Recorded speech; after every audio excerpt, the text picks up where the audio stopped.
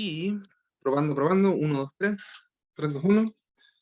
Buenos días, estimados alumnos. Espero que no se lleven la sorpresa. Este día vamos a intercambiar horarios con la profesora Karina. Ella va a estar a las 5, yo voy a estar para la clase de este bloque.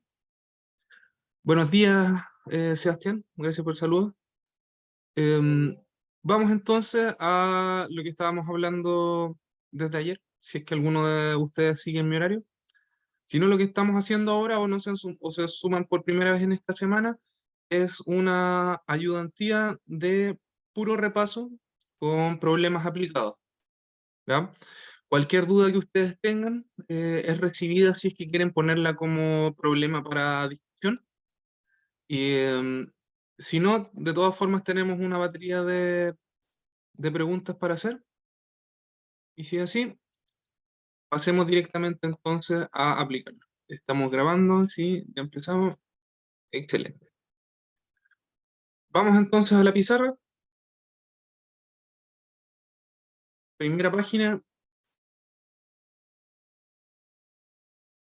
Y les voy a mandar la guía porque sé que ustedes no tienen acceso directo. Así que lo voy a mandar por chat.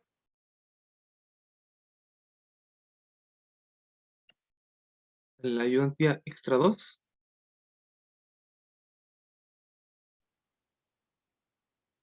Ya, no funcionó como yo quería, pero lo voy a mandar directamente al chat.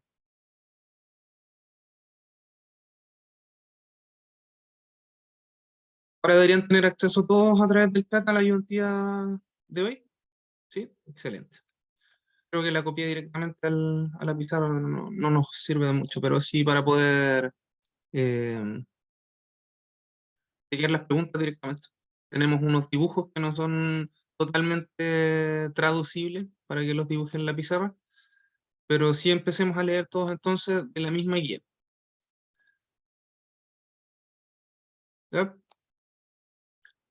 Entonces la ayudantía está en el chat, todos bájenla por favor y vamos a la primera pregunta. Lo que nos dicen es que a partir de un conjunto de mediciones realizadas durante 14 horas, y acá tenemos los ejes de hora y velocidad en altura por centímetros por hora. ¿Ya? A partir del conjunto de mediciones realizadas durante 14 horas, se ha modelado la rapidez instantánea de cambio del nivel de un estanque según la gráfica adjunta. Y tenemos entonces un gráfico que tiene un pic y después una bajada suave. Entonces, en el intervalo de 14 horas mostrado en el gráfico, ¿cuándo se alcanza el máximo de agua, o sea, de nivel de agua en el estanque?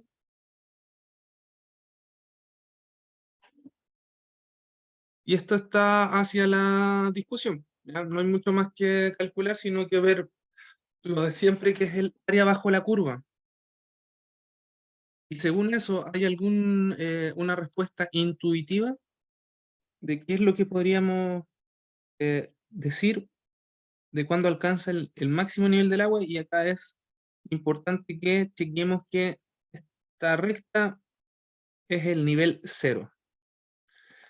Es así y tenemos un gráfico de velocidades. Entonces, ¿qué es lo que sería el área bajo la curva? Podemos chequear que si multiplicamos las dimensiones que tienen cada uno, o sea, centímetros por hora por hora, vamos a tener una dimensión de centímetros, ¿ya? Que sería la altura. Si tenemos un área positiva, entonces tenemos una suma de altura, y tenemos un área negativa, sería una resta. Entonces, si se fijan, aproximadamente nosotros vamos a estar sumando altura hasta los 6 y media, 6 horas y media, ¿cierto?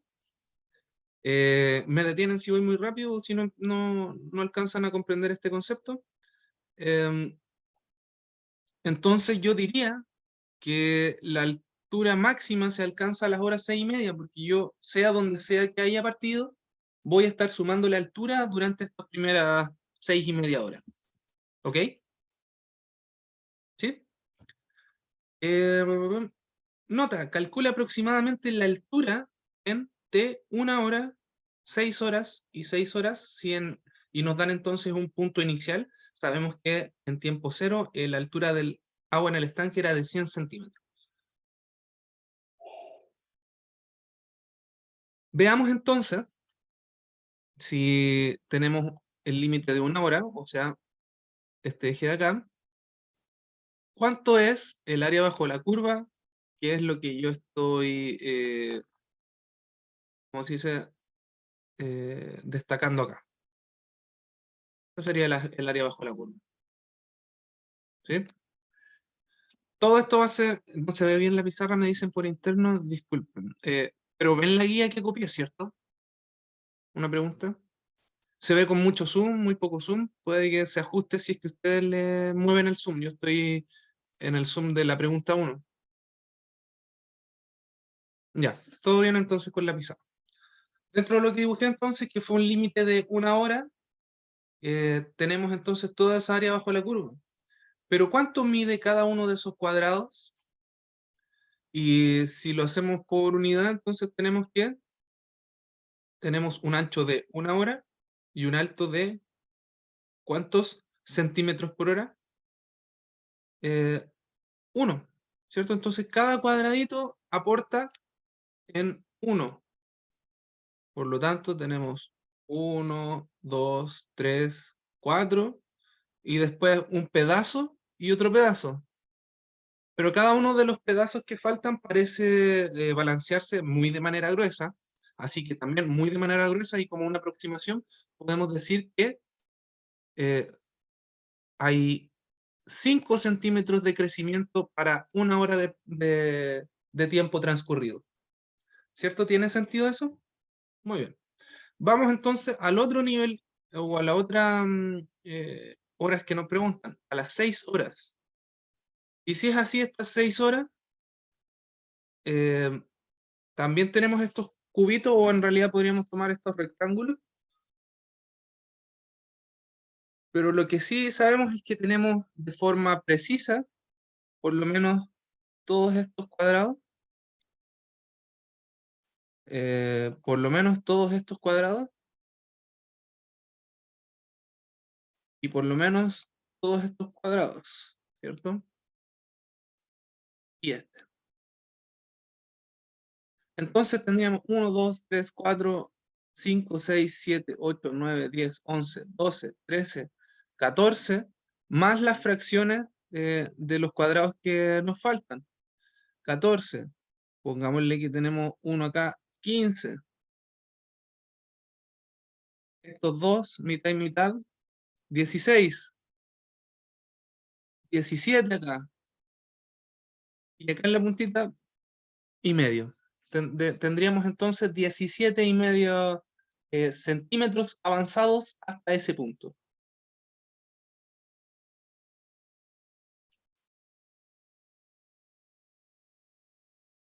Eh, ch- ch- ch-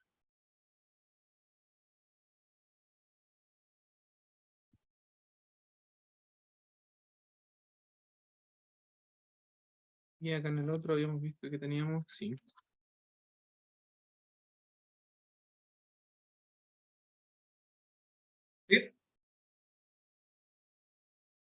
Lo mismo, bueno, 10 horas, lo único que voy a hacer es mover el límite hasta acá.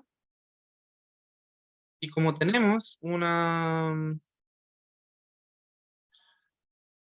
bajo la curva que es negativa, vamos entonces a todo lo anterior, restarle. ¿Cuánto le restamos? Acá también parece ser muy de forma gruesa, que lo que le falta a esto es lo que esto aporta, ¿cierto? Que es lo mismo que un cuadrado de esta unidad. Esta unidad es un ancho de 2 y un alto de 1. Entonces tenemos dos de esos, tendríamos 4 negativos. Si tenemos 4 negativos, entonces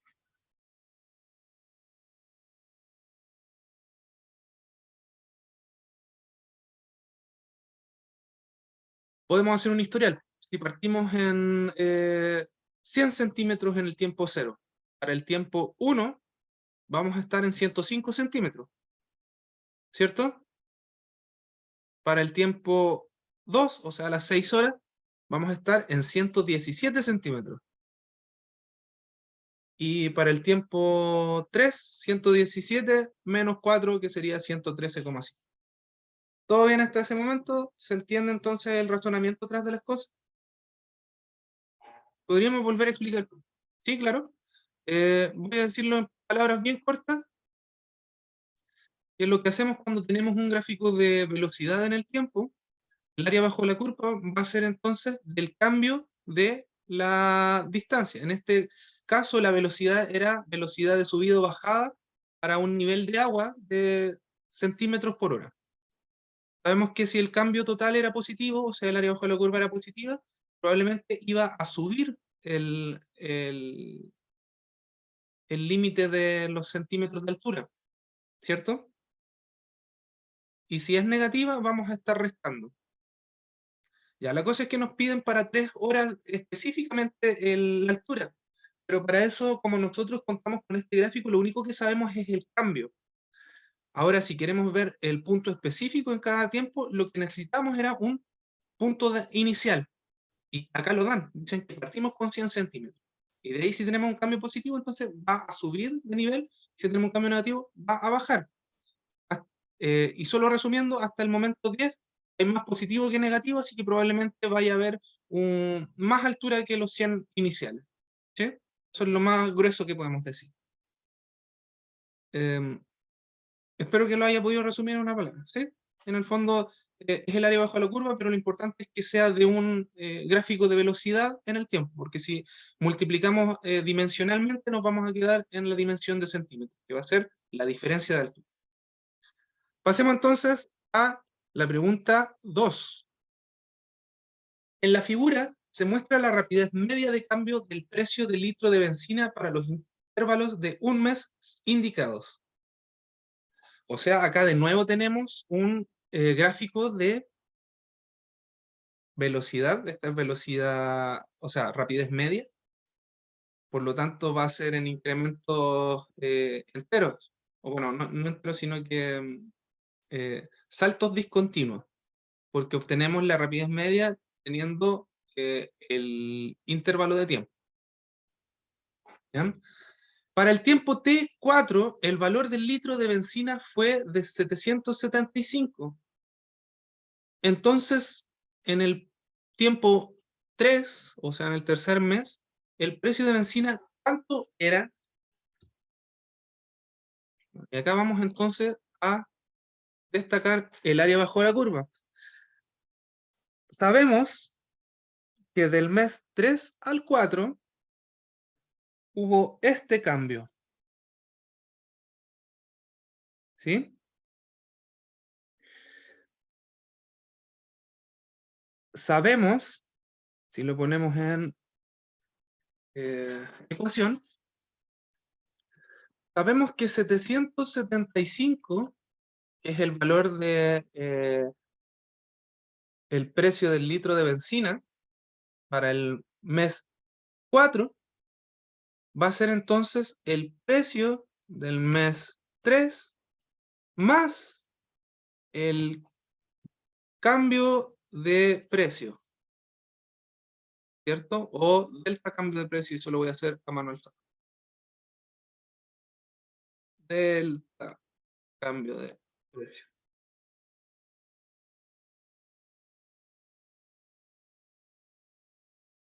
¿Y sabemos cuánto es el delta cambio de precio?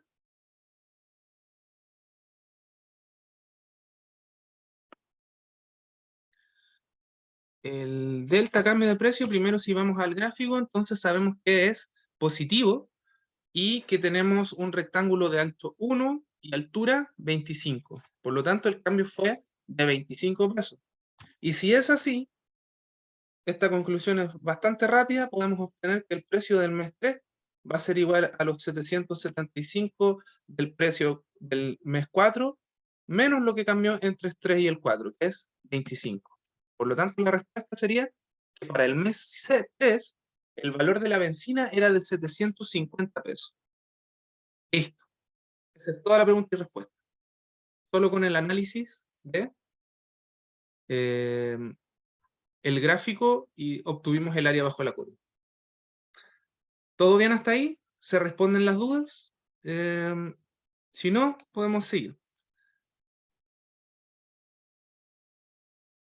Y tenemos la hoja ayuntía extra 2.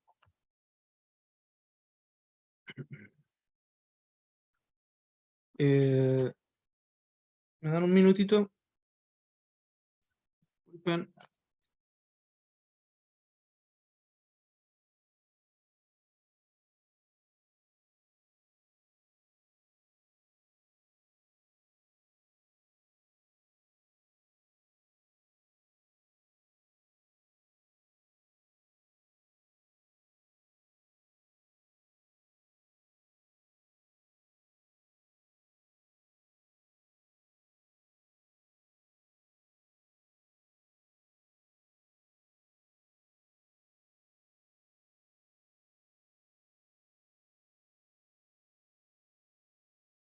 Disculpa la demora. Estoy tratando de pegar la guía. Vamos a ir a la página 2 de la pizarra para partir de cero. Ya.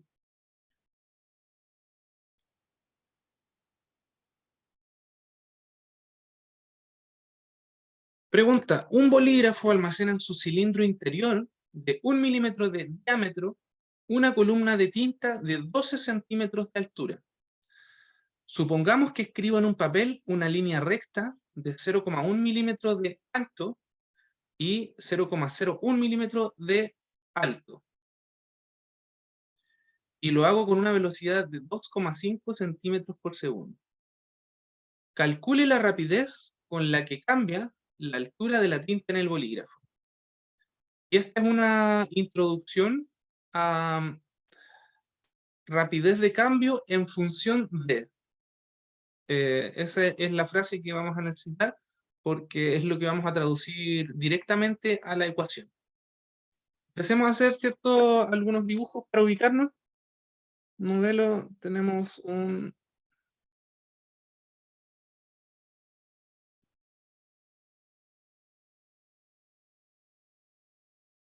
Aquí está. Tenemos entonces un cilindro. En su interior tenemos 1 milímetro de diámetro, por lo tanto su radio es de 0,5 milímetros.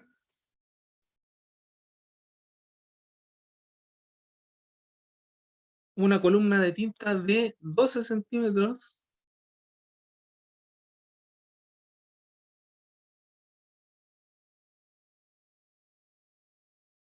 Y estos 12 centímetros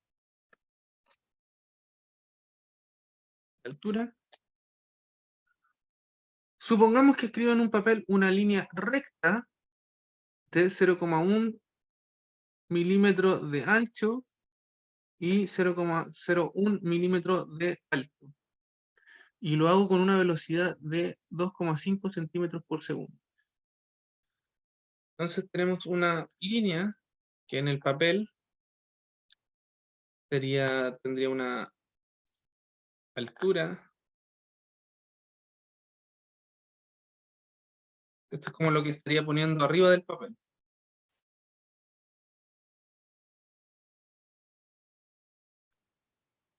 Altura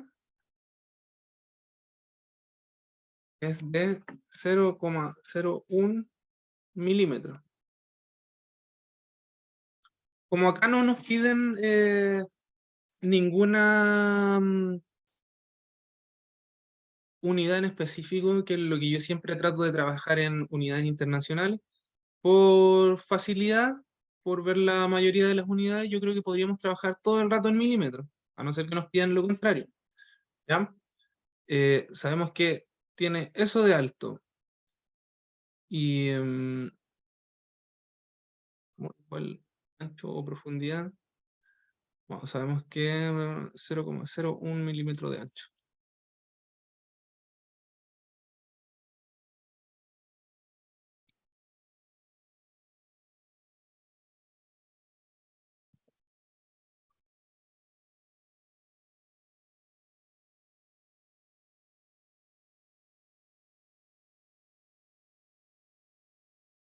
¿Ya? Y además sabemos que rayamos a una velocidad de 2,5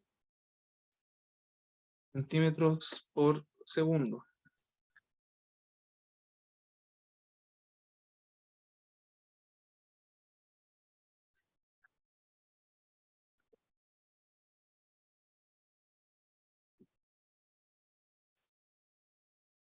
¿sí?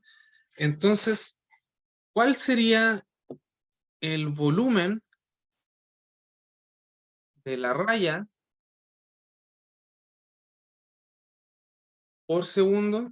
Porque en el fondo el volumen de la raya que vamos a estar dibujando va a estar creciendo por cada segundo, porque sigo dibujando. Entonces va a ser entonces el ancho, 0,1 milímetros, por el alto, 0,01 milímetros, por el largo. Pero el largo es en función de los segundos. ¿Y cómo es en función de los segundos? Pegamos acá. Por el largo va a ser 2, o sea, 25 milímetros por segundo recorrido. ¿Cierto?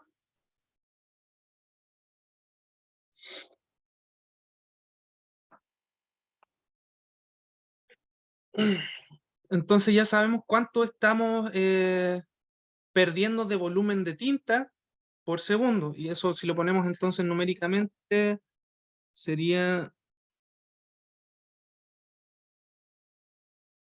0,025 por segundo.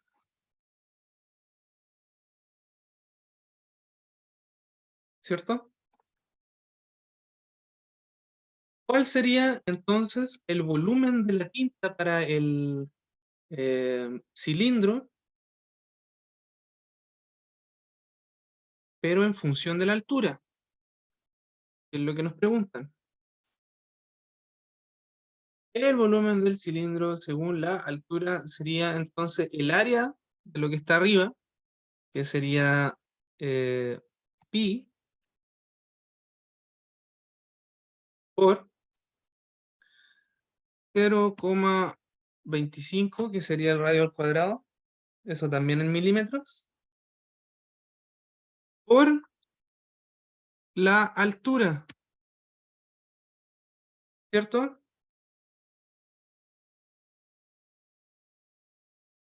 Sí. Y si quiero balancear entonces el volumen, eh, el volumen del cilindro, va a ser volumen inicial, ¿sí? Menos la velocidad. Volumen inicial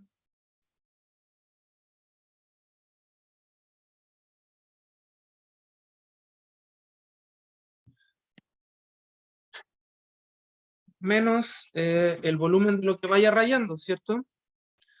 Que sería 0, espera un poquito, 0,025 por segundo. Me preguntan por interno de dónde salieron los 25 segundos y la verdad es que no son 25 segundos, sino que fue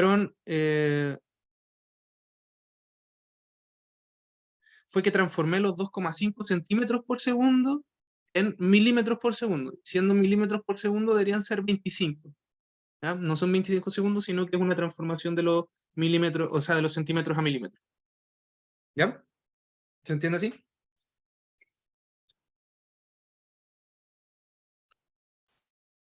¿Mm? Ah, aquí vamos. Entonces, 25 por segundo. 0,025 por segundo. Entonces, si tenemos este volumen de la tinta en el cilindro, va a ser entonces el volumen con el que yo parto el cilindro menos eh, lo que vaya saliendo por cada vez que rayo. Pero nosotros vimos ya que lo que sale por segundo es 0,025, ¿cierto?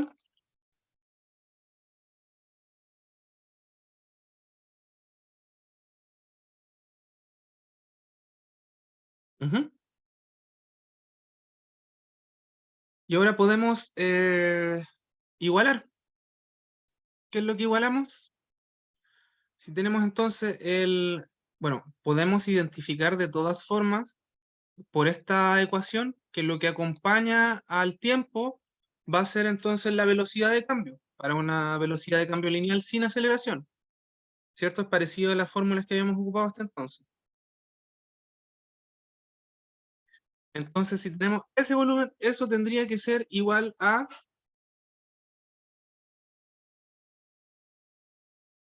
esta fórmula que obtuvimos al principio, ¿cierto? Pero con un poco más de trabajo, podemos concluir entonces que la altura va a ser igual a BI menos 0,025 S, todo eso dividido en pi por 0,25.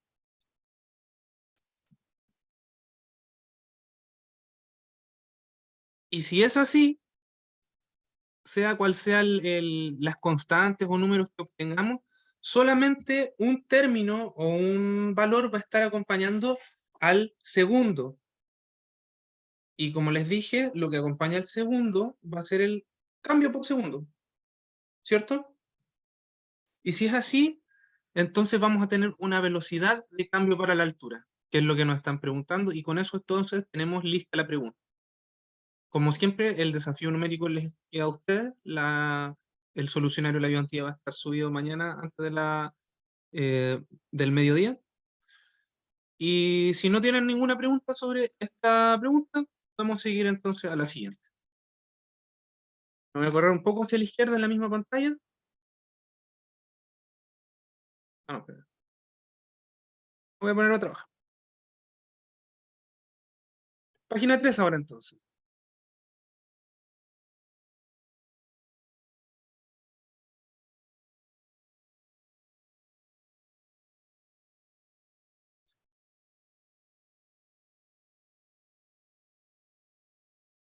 Etiquetándole este como grado 0.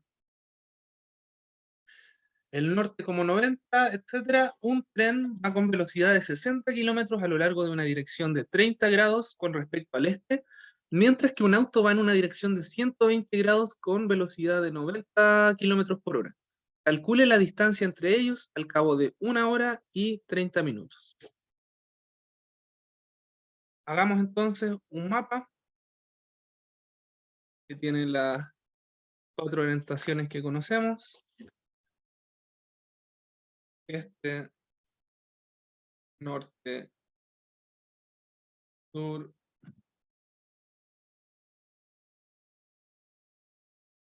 Nos dicen que un tren va a velocidad de 60 kilómetros por hora a lo largo de una dirección de 30 grados con respecto al este, o sea, algo parecido a esto.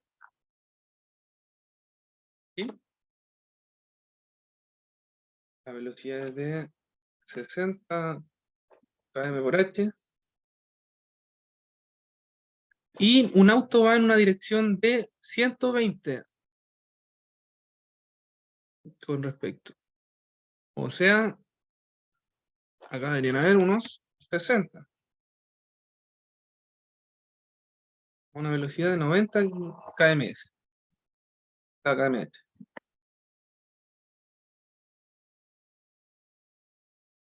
¿Sí? Listo. Lo que sí, los dos parten al mismo tiempo, parten desde una misma, eh, desde un mismo punto en el espacio, y nos preguntan la distancia entre ellos al cabo de 1 hora y 30 minutos. Y esto lo podemos hacer primero que nada como descomposición de vectores, pero sabemos que andamos 1 hora y media, ¿cierto? Entonces podemos saber la magnitud del vector. El de 90 kilómetros por hora, si anduvo 1 hora y media, podríamos asegurar entonces que anduvo 135 kilómetros, ¿cierto? 90 la primera hora y después 45 más. El otro que también anduvo la hora y media, sabemos que si anduvo 60 kilómetros por hora, probablemente va a andar 90 kilómetros.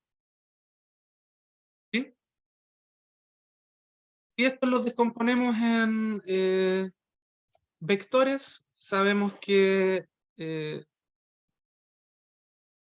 el auto que va a 120 grados, ¿sí? ¿Ya? El auto, la posición después de una hora y media, va a ser de 135 coseno de 60 y tongo, ¿cierto? Más 135 seno de 60 j tongo. De la misma forma que es lo otro, un tren. El tren va a ir o sea, va a estar a 90 kilómetros coseno de 30 en I, o sea, en I tongo, más 90 seno de 30 j tongo.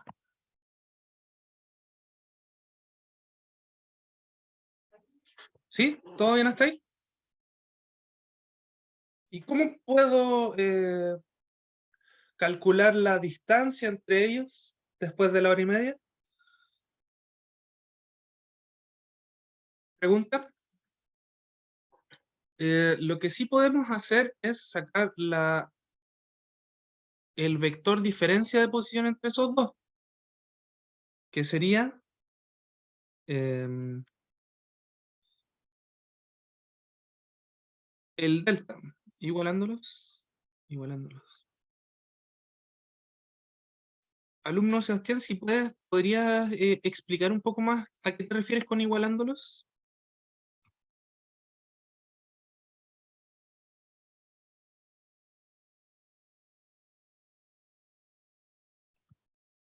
Como uno sea igual al otro. A igual a B. ¿Qué es lo que obtendríamos si igualamos esos dos vectores? Como pregunta, no tengan miedo a hablar por micrófono, igual quizás puede ser más fácil para los dos comunicarnos. Pero, porque mi respuesta en realidad era restándolos. Porque si yo los resto voy a tener un vector de diferencia de posición. Y si lo hago, yo puedo obtener la magnitud de ese vector. ¿Ya? Entonces lo que yo hago en este caso es los itongos los resto con itongos y los jtongos los resto con los jtongos. De todas formas, si siguen en esa misma idea, no tengan miedo. Quizás yo me equivoqué, quizás ustedes se equivoquen, pero solo lo podemos hacer si lo ponemos en la pizarra. Acá solamente estoy copiando y pegando. En el fondo, resto los hitongos de los jtongos, o sea, los hitongos de los hitongos y los jtongos de los jtongos. Bien, ahí está la resta. Cierro J. Este va a ser entonces el vector diferencia, ¿cierto? Y si es así, yo puedo obtener la magnitud de este vector. Y la magnitud de este vector va a ser la distancia. ¿Se acuerdan cómo obtener la magnitud de un vector? Lo voy a decir en palabras cortas, por si alguien se queda pegado. De todas formas lo podemos escribir. La magnitud de un vector va a ser igual, y esto lo voy a hacer a mano alzada, la raíz cuadrada de x cuadrado y cuadrado más z cuadrado, todo eso en raíz cuadrada.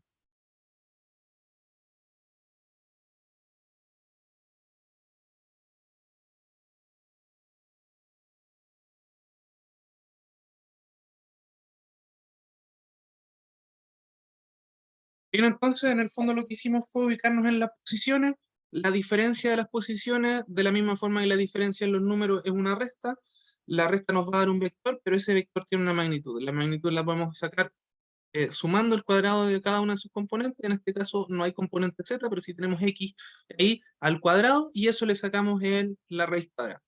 Y estamos listos con la pregunta, entonces. A no ser que alguien tenga una duda específica de esta pregunta. Si no es así, nos vamos a la página 4 en la pizarra. Son las 10:45, sí, estamos bien en el tiempo. Déjame ver si puedo copiar esto directamente.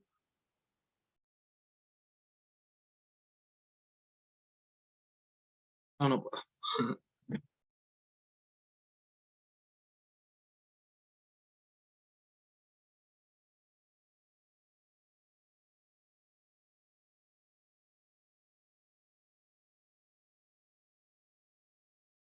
¿Alguna pregunta entonces con lo anterior? ¿O algún método eh, alternativo, quizás?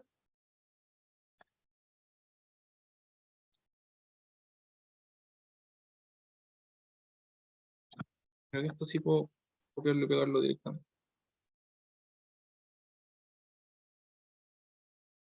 No era directamente, pero las voy a dibujar para que lo veamos todos.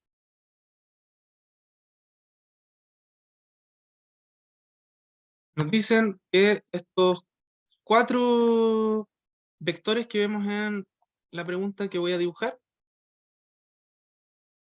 son unitarios. Hacemos entonces el gráfico. En este gráfico hay 4 flechas que son unitarias. Una en dirección 30 grados desde el eje X. Otra también 30 grados hacia X positivo, pero con 30 grados de eh, separación.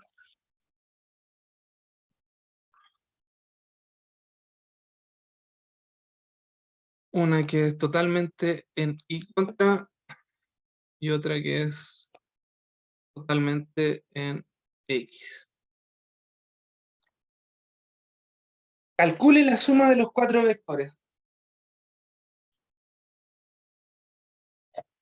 Acá les voy a dar unos 20 segundos a ver si pueden eh, sugerir una respuesta que nos va a ayudar muy rápidamente a completar esto. Y 20, 19, 18, 17, 16, 15, 14, 13, 12, 11, 10, 9, 8, 7, 6, 5, 4, 3, 2, 1. Y acá es donde va el olfato goleador para saber que si todos son unitarios y nos lo ponen en negrita, probablemente este vector se anule con este vector, sus componentes en X, ¿cierto? Sí, eso nos va a ayudar. Sabemos que este con este nos va a dar entonces un vector en 45 grados diagonal derecha abajo, ¿sí? Y después vamos a sumarle 2 contribuciones del pi acá. Pero para que no se pierdan en las palabras, vamos a definir cada uno de los vectores. Em, sabemos que el vector 1 va a ser igual a, en itongo va a ser coseno, o sea, sabemos que es 1 de magnitud por coseno de 30, más 1 de magnitud por seno de 30. Vector 2,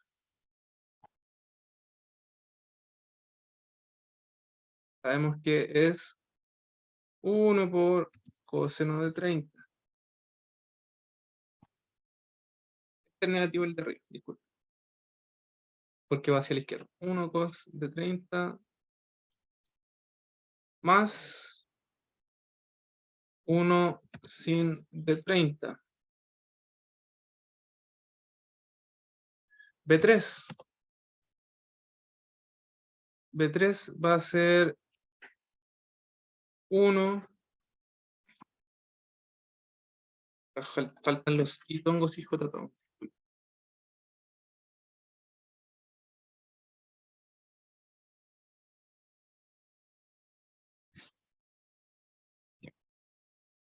Y el B3, que va a ser el que está sobre X, va a ser 1 por itongo más 0 por jotatongo. Y vector 4 va a ser igual a 0 por itongo menos un jotatongo. ¿Cierto? Entonces tengo ya, como digo, definido cada uno de esos vectores. Acá podría ser la suma directamente de los itongos con los jotatongos. Y claramente ese desafío queda a ustedes para que le pongan números. Pero lo que sí puedo detectar es que este menos coseno de 30 itongo se va a ir con este coseno de jotatongo, ¿cierto? Y sé que estos dos se van a sumar. O sea, probablemente voy a tener 2 senos de 30 en jotatongo. Y si lo hago así, la verdad es que no necesito mucho más análisis para saber que el vector total, que va a ser B larga mayúscula, va a ser igual a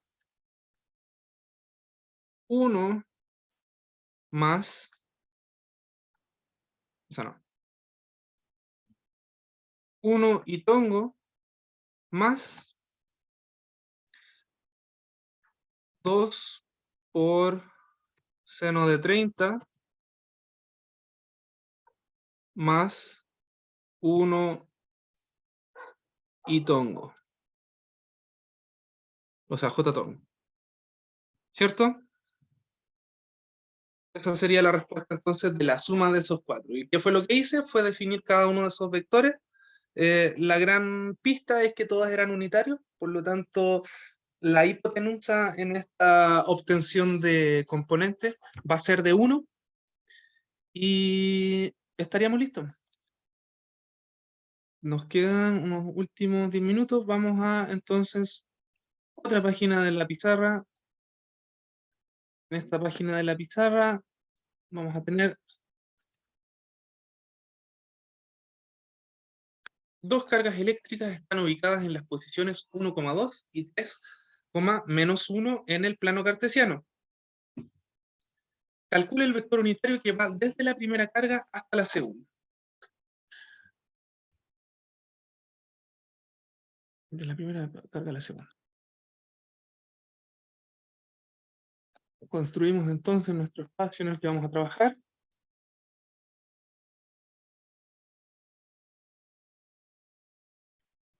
Sabemos que tenemos un punto en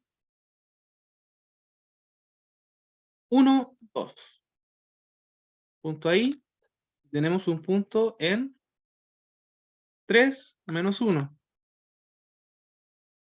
El vector que va desde la primera carga hasta la segunda tendría que ser ese, ¿cierto?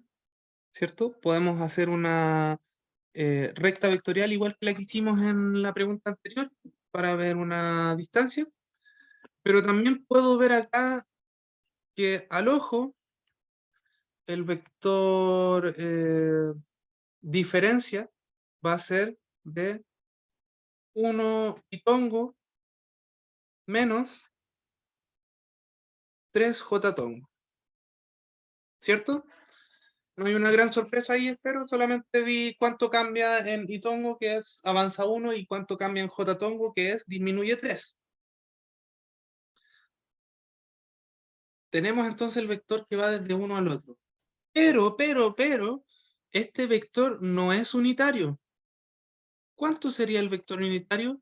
Bueno, sería este mismo vector dividido por su magnitud. El vector unitario entonces ahora va a ser el vector anterior dividido por su magnitud. Esta es una definición de vector unitario. ¿Ya? Acá está el tongo para que sea unitario. Me preguntan si no sería 2i. Y, a ver, esto es del 1. Ah, sí, sí, tiene toda la razón. Yo dibujé mal el punto, así que también voy a borrar las cositas. Que no era, este iría hasta acá, ¿cierto? Lo único que cambia acá es que el punto debería estar ahí. Y por lo tanto, hay un avance de 2i. Todo lo demás se mantiene. La definición es que el unitario va a ser el mismo vector dividido por su magnitud. Pero acá, si volvemos entonces a definiciones, la magnitud de ese vector, ¿cuánto va a ser? Esto lo vimos entonces en la definición anterior. Va a ser 2 al cuadrado más 3 al cuadrado, eso raíz cuadrada.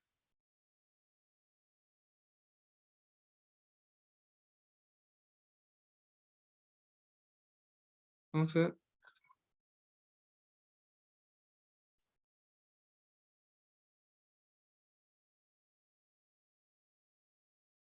raíz cuadrada de 13. Por lo tanto, el vector unitario va a ser igual a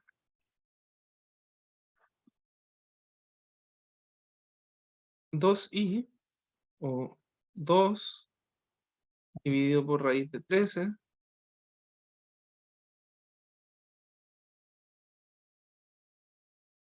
por i menos 3 por raíz de 13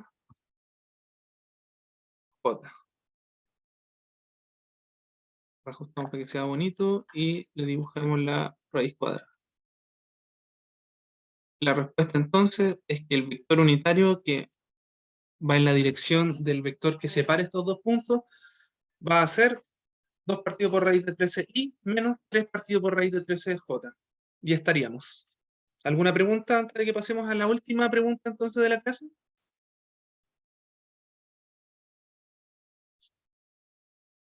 Ah, muchas gracias por la corrección que me hicieron porque era necesaria. Y vamos entonces a la última página y qué bueno que no tengan dudas y qué bueno que lo digan.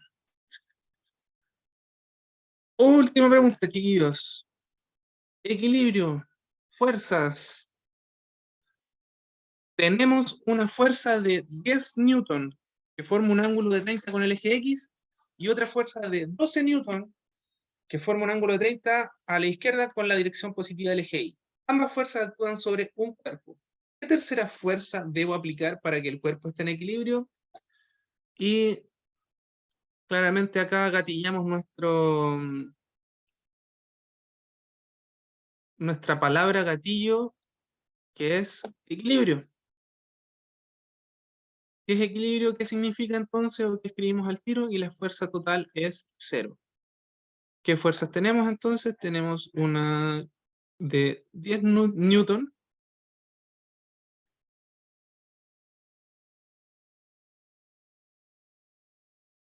que está a 30 grados,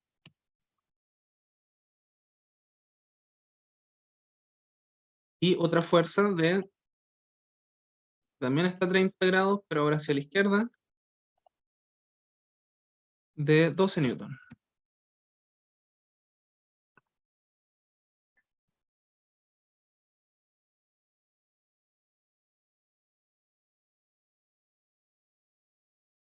¿Qué tercera fuerza deberíamos ejercer para que quede en cero? Bueno, probablemente solo al ojo, antes de poner ningún cálculo, debería ser directamente hacia abajo, pero además un poco corrido hacia la derecha para equilibrar la fuerza más grande que es hacia la izquierda.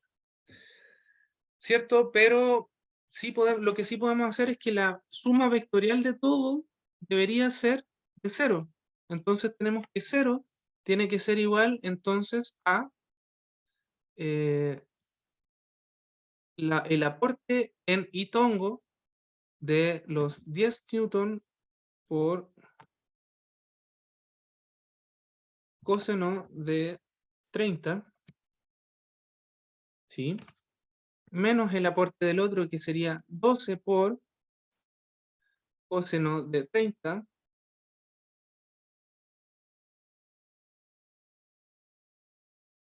esto en vez de ser en el fondo coseno de 150, que me tiraría el negativo hacia afuera. Tiré el negativo hacia afuera y después solamente vi la diferencia con el eje. ¿Ya? Más el aporte misterioso de X, de esta nueva fuerza. Esto sería en Itongo.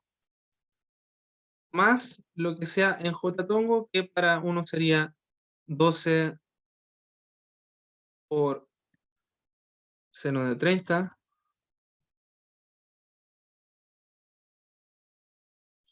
más 10 por seno de 30, más el aporte misterioso de esta fuerza nueva que sea en I. Eso va a ser en J tongo. Cada uno de esos tiene que ser 0. Por lo tanto, yo puedo concluir al tiro que X tiene que ser igual a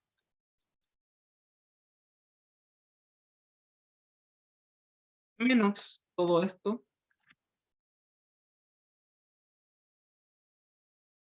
¿cierto? Ahí tendría que, cuando sumo SX, nos daría que en Itongo la suma es 0, y el I nos daría que tiene que ser el negativo de todo esto.